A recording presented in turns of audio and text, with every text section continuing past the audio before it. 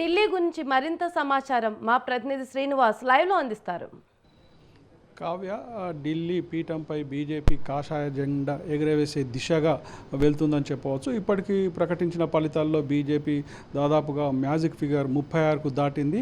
ఈ విజయాన్ని సంబరాలు జరుపుకోవడానికి సాయంత్రం 7 గంటలకు ఢిల్లీలోని బీజేపీ జాతీయ పార్టీ కార్యాలయంలో పెద్ద ఎత్తున సమావేశం జరుపుతున్నారు. ఈ సమావేశానికి ప్రధానమంత్రి నరేంద్ర మోడీతో పాటు ఢిల్లీలో అందుబాటులో ఉన్నటువంటి ముఖ్య నేతలందరూ కూడా హాజరవుతున్నారు. మొత్తంగా దేశవ్యాప్తంగా అన్ని రాష్ట్రాల్లో బీజేపీ విజయం సాధించిన గత 20 సంవత్సరాలుగా అధికారాన్ని కోల్పోయినటువంటి బీజేపీ ఈసారి ఎన్నికల్లో విజయం సాధించి ఢిల్లీ పీఠం పైన బీజేపీ అభ్యర్థి ముఖ్యమంత్రిగా బాధ్యతలు తీసుకుంటున్నారని చెప్పవచ్చు.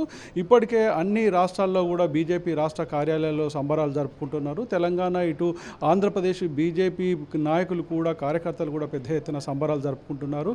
ఆపు విజయం సాధిస్తుందన్నటువంటి దశలో ఎప్పుడు ఉంది అనుకుంటే అప్పుడు అన్ని పార్టీల ముఖ్య నేతలు ముఖ్య నేతలు కూడా మొదటి రౌండ్ నుండి అంత వెనకంజలో ఉన్నారని చెప్పవచ్చు. అనుకోని రీతిలో ఆప్కు కేవలం 2% ఓట్లతోనే అధికారాన్ని కోల్పోతుందని చెప్పవచ్చు. ముఖ్యంగా ఇండియా కూటమిలో ఉన్నటువంటి అదేవిధంగా కాంగ్రెస్ పొత్తు కుదరకపోవడంతో ఈ కూటమి అభ్యర్థులు రంగంలో లేకపోవడంతో, అంటే ప్రధానంగా స్వతంత్రంగా ఇటు అదేవిధంగా కాంగ్రెస్ 2 వేరువేరు పార్టీలుగా పోటీ చేయడం వల్ల ఓడిపోయిందన్నటువంటి విషయాన్ని విశ్లేషకులు చెప్తున్నారు. ప్రధానంగా బీజేపీ గత పార్లమెంటు ఎన్నికల్లో 7 స్థానాల్లో విజయం సాధించింది. అయితే అదే ఫలితాలను కూడా ఈసారి సాధిస్తే దాదాపుగా 60 స్థానాల్లో అభ్యర్థులు విజయం సాధించాలి. అయితే ఇప్పటి వరకు ప్రకటించిన ఫలితాల్లో దాదాపుగా 45-48 స్థానాల్లో విజయం సాధించే దిశగా ఉన్నారు. మొత్తంగా బీజేపీ అధికారం చేజిక్కించుకుంటుందన్నట్టు విషయాన్ని ఇప్పటి వరకు ప్రకటించిన ఫలితాలను బట్టి తెలుస్తూ ఉంది.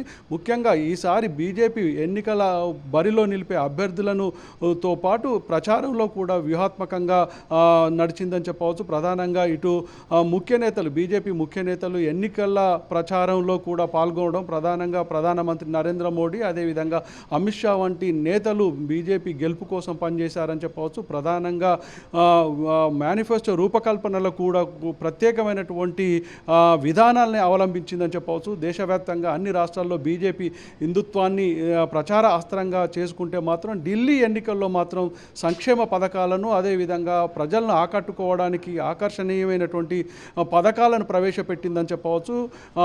పార్టీకి పోటీగా ఈ పథకాలను ప్రవేశపెట్టిందని చెప్పవచ్చు. గతంలో మిగతా రాష్ట్రాలలో ఈ ఆకర్షణీయమైనటువంటి సంక్షేమ పథకాలే ఆ పార్టీ గెలుపులకు కారణంగా నిలుస్తున్నాయి. అదే విధానాన్ని కూడా బీజేపీ ఎన్నడూ లేని విధంగా ఢిల్లీ ఎన్నికల్లో మాత్రం ప్రజలను తమ వైపు తిప్పుకోవడానికి ఈ పథకాలను ప్రవేశపెట్టింది. ప్రధానంగా మహిళలను ఆకట్టుకోవడానికి వారికి ఇప్పటికే అంటే ఉచిత బస్సు ప్రయాణం ప్రవేశపెట్టింది. వీటినన్నిటికీ మించి మహిళలకు 2500 నగదు వంటి అంశాలతో పాటు అదేవిధంగా మిగతా పథకాల్లో కూడా ప్రధానంగా ఈ మిగతా అంటే సామాజిక వర్గాలతో పాటు మైనార్టీలను తమ వైపు తిప్పుకోవడానికి ఈ పథకాలను ప్రవేశపెట్టింది. అదేవిధంగా చేసినటువంటి తమ తప్పిదాల వల్ల అంటే లిక్కర్ స్కామ్లో ఉన్నటువంటి ముఖ్యమంత్రి అరెస్ట్ కావడం, అదేవిధంగా మిగతా మంత్రివర్గంలో ఉన్నటువంటి కొంతమంది అరెస్ట్ కావడం, ఈ అవినీతిలో కూరుకుపోవడం వల్ల ఆ ప్రజలను కూడా బీజేపీ తమ వైపు తిప్పుకోవడానికి కేజ్రీవాల్ అవినీతికి వ్యతిరేకంగా పార్టీని పెట్టాడు. అలాంటి పార్టీలో అవినీతి పెచ్చు పెరిగిపోతుంది అన్నటువంటి విషయాన్ని ప్రజల్లోకి తీసుకువెళ్ళారు. అదేవిధంగా అన్నా హజారే లాంటి నేతలు కూడా ఎన్నికల ముందు ఒక ప్రకటన చేయడం అక్కడ ప్రజలను కూడా కొంత చైతన్యవంతులని చెప్పవచ్చు. అది బీజేపీకి అనుకూలంగా మారిందని చెప్పవచ్చు. అయితే ఎన్నికల ఫలితాలలో కూడా చూసేది ఉంటే అన్నా హజారే ఒక ప్రకటన చేశారు. కేజ్రీవాల్ అధికార దాహంతో అవినీతితోనే తన అధికారాన్ని కోల్పోయాడన్న ప్రకటన కూడా చేశారు. ఈ విషయం కూడా పార్టీ ఇటు బీజేపీ ముందుగానే ఎన్నికల ప్రచారంలో తమ అస్త్రంగా వాడుకుందని చెప్పవచ్చు. కేజ్రీవాల్ నిర్మించినటువంటి ఇల్లు కావచ్చు, ఆయన మహల్ కావచ్చు, వాటిని అన్నిటినీ ప్రజల్లోకి తీసుకువెళ్ళింది. లిక్కర్ స్కామ్ విషయం కూడా పెద్ద ఎత్తున ప్రజల్లోకి తీసుకువెళ్ళింది. ఒకవైపు ప్రజలను ఆకట్టుకోవడానికి ఆకర్షణీయమైనటువంటి పథకాలు, అదేవిధంగా ప్రజల్లోకి తీసుకుపోవడం, అదేవిధంగా అవినీతి మీద కూడా పెద్ద ఎత్తున పోరాటం చేస్తుంది. అవినీతి లేనటువంటి బీజేపీ ప్రభుత్వాన్ని తీసుకొస్తే అభివృద్ధి సాధ్యమవుతుందన్నటువంటి విషయంతో పాటు కేంద్రంలో బీజేపీ, రాష్ట్రంలో బీజేపీ డబల్ ఇంజన్ సర్కారు వల్ల ఢిల్లీ అభివృద్ధి సాధిస్తుంది, అనేకమైనటువంటి మౌలిక సౌకర్యాలను కూడా కల్పించడానికి ప్రాధాన్యత ఇస్తాము అన్నటువంటి విషయాన్ని, యమునా నది ప్రక్షాళన వంటి అంశాలను కూడా ప్రజల ముందుకు తీసుకెళ్ళింది. ఈ ఫలితాలను చూసేదుంటే బీజేపీ ప్రవేశపెట్టినటువంటి మేనిఫెస్టోలో పెట్టినటువంటి పథకాలు బీజేపీకి అనుకూలంగా ఓటును సాధించడానికి, ప్రజలు తమ వైపు తిప్పుకోవడానికి పనిచేశాయని చెప్పవచ్చు. ప్రధానంగా ఇటు తెలుగు రాష్ట్రాల నుండి కూడా ముఖ్య నేతలు, తెలుగు ప్రజలు ఎక్కువగా నివసించే ప్రాంతాల్లో, ఇటు ఆంధ్రప్రదేశ్ ముఖ్యమంత్రి చంద్రబాబు నాయుడు, ఇటు తెలంగాణ నుండి కేంద్ర మంత్రులు కిషన్ రెడ్డి, బండి సంజయ్ లాంటి నేతలు కూడా ఎన్నికల ప్రచారంలో నిర్వహించారు. అదేవిధంగా అక్కడ ఈ సామాజిక వాటి అంశాలను కూడా వాళ్ళు తీసుకువెళ్లారని చెప్పవచ్చు. మిగతా రాష్ట్రాల నుండి, పంజాబ్ నుండి కావచ్చు, హర్యానా నుండి కావచ్చు, అక్కడ ఉన్నటువంటి ముఖ్య నేతలను కూడా వాటి ప్రభావం కూడా కనిపించిందని చెప్పవచ్చు. ఇప్పుడు ఉన్నటువంటి పరిస్థితుల్లో కాంగ్రెస్కు అంటే ఇప్పటి వరకు కూడా ఒక్క సీటు కూడా రాలేదు. కాంగ్రెస్ కొంత ముస్లిం ఓట్ బ్యాంకును చీల్చడం వల్ల అటు మైనార్టీ వర్గాలు కూడా బీజేపీ వైపు కొంతవైపు మొగ్గు చూపడం వల్ల ఆప్కు ఆ విషయంలో కూడా కొంత ఓట్ బ్యాంకు తగ్గిందని చెప్పవచ్చు. ఓటు శాతం తగ్గడంతోనే కొన్ని సీట్లలో దాదాపుగా 1000-1200 ఓట్లతోనే ఆప్ అభ్యర్థులు ఓడిపోయారు. ఈ అంశాలను అన్నిటిని చూసేది ఉంటే ఆపు అంటే పోటాపోటీగా విజయం సాధించే దిశలో ఉన్నా కూడా కేవలం 100-200 ఓట్లతోని ముఖ్య నేతలు కూడా ఒక టైంలో అంటే ఫస్ట్ రౌండ్, సెకండ్ రౌండ్లో కూడా వెనుకబడిపోయారు. ఇప్పుడు అది చూసేది ఉంటే 1000-200కు చేరుకుంటుందని చెప్పచ్చు. కేవలం 2000-3000తోనే ఆప్ అభ్యర్థులు ఓడిపోతున్నారు. కేవలం 2% ఓట్లు తగ్గడం వల్లనే విజయం సాధించే అవకాశాలు కనిపిస్తున్నాయి. ప్రధానంగా ఇటు ఇండియా కూటమిలో ఉన్నటువంటి ఆపు, కాంగ్రెస్ పొత్తు లేకపోవడం వల్ల ప్రధానంగా అక్కడ ఆప్ ఓటమికి కారణమని చెప్పవచ్చు.